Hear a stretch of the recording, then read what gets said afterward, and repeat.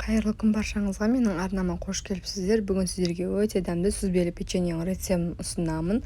Құрамына да өте аз заттар кетеді. Үй жағдайында дайындасаңыздар болады. Ол үшін видеоны соңына дейін қараңыздар. Осылай ұнға шекерімізді салып араластырып аламыз. Үстіне бөлме температурасындағы майымызды салып крошка жасап аламыз.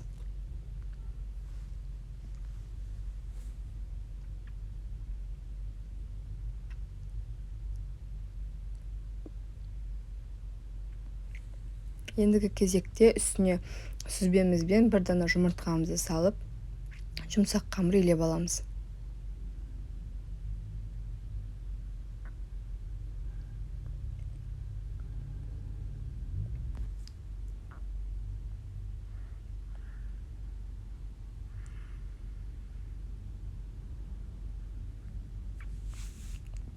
Осымен қамырымыз дайын. Қамырымызды жайып, қалаған формаңызда пісірсеңіз болады.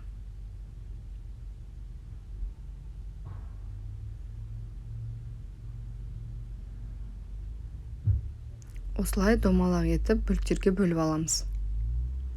Осы күйінде пісірсеңіздер де болады. Ол үшін қамырды сәл қалыңдау етіп жайып аласыздар.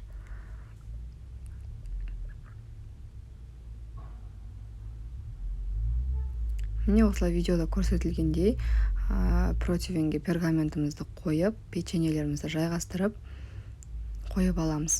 Осылай гүл формасында жасасаңыздар да болады.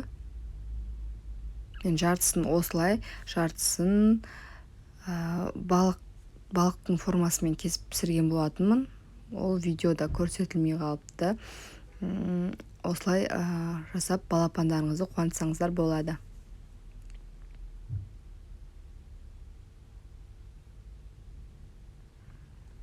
Не барлығын осылай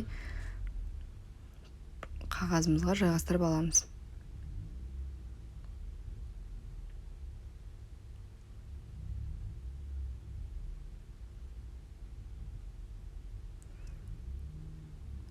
Енді кезекте печкаға жібереміз. 180 градуста 25 минутта пісіріп аламыз. Осымен печеньеміз пісіп шықты. Үстіне сахарный пудра немесе нетайший пудра сепсеңіздер болады. Сіздер де осы рецептпен жасап көріңіздер. Өте дәмді печенье шығады. Видео ұнаса лайк басып, каналға тіркеліп, қоңырау белгісін басуды ұмытпаңыздар. Ас болсын.